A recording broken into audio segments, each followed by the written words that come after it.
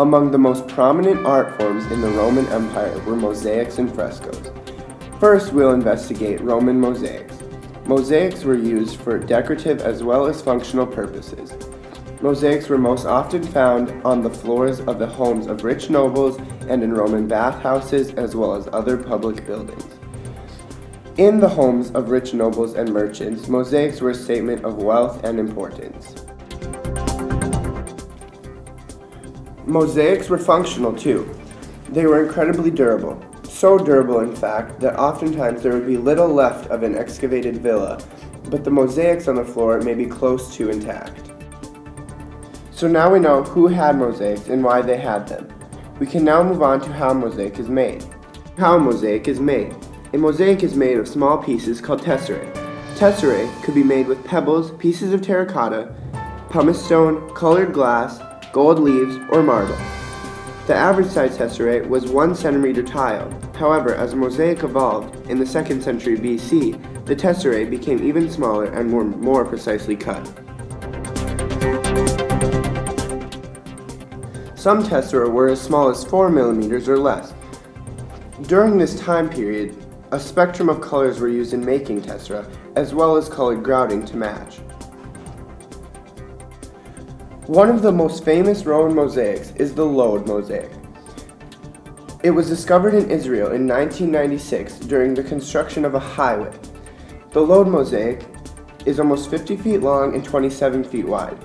Sadly, there was no funding for the excavation of this mosaic, and the mosaic was reburied until September of 2009.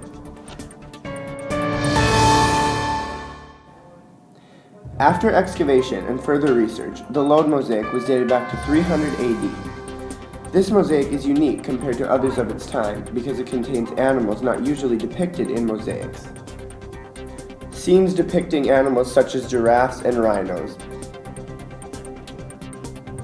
But the most unique feature of the Lode mosaic is that it does not contain any human figures or religious symbols. This makes it impossible to tell if the owner of the Lode mosaic is so popular that it has exhibits in the Metropolitan Museum of Art, the Legion Honor Museum in San Francisco, and even the Louvre Museum in Paris. In conclusion, ancient Roman mosaics are significant evidence as to just how advanced the Roman civilization was.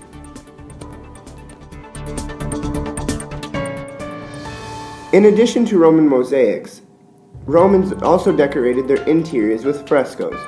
The word fresco comes from the Greek word fresco with a K, meaning fresh. Frescoes were murals painted on wet plaster. The first known frescoes came from around 1600 BC in Greece, and although the origins of the fresco painting are unknown, we do know that the method was used as early as the Minoan civilization. Most of the Roman frescoes we know of today came from around the Bay of Pigs area that was covered when Mount Vesuvius erupted in 79 AD. Frescoes are some of the most well-preserved antiquities of the Roman culture because of the ashes that preserved them in the eruption of Mount Vesuvius. Now that we have a grasp on the history of frescoes, we can now move on to some of the techniques used to make them. Creating a fresco was a process, beginning with layering plaster and fine sand repeatedly on top of one another. The surface was then polished with a fine layer of marble dust. The surface was then dampened before the colors were applied to it. The colors used by the Romans in their frescoes were made with raw materials such as mineral, animal, and vegetable matter.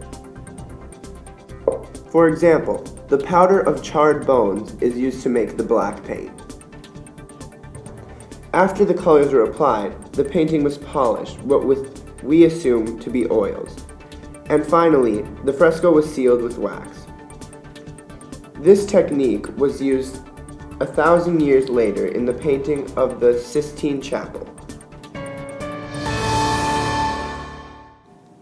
Skilled artists had to be employed to paint these frescoes because mistakes could not be rubbed out or erased. If a mistake was made, the fresco would have to be scraped and replastered. Around 1900, a German historian, August Main, developed 4 categories in which Roman frescoes could be classified. The first style, 200 to 60 BC, attempted to mimic marble and masonry through the use of bold colors. The second style, 60 to 20 BC, created an illusion of a 3-dimensional space on a flat wall through the use of shading and perspective. The third style, 20 BC to 2080, is simple and elegant with focus on symmetry. The fourth and final style, from 20 to 79 AD, can be described as a combination of the first 3 styles altogether.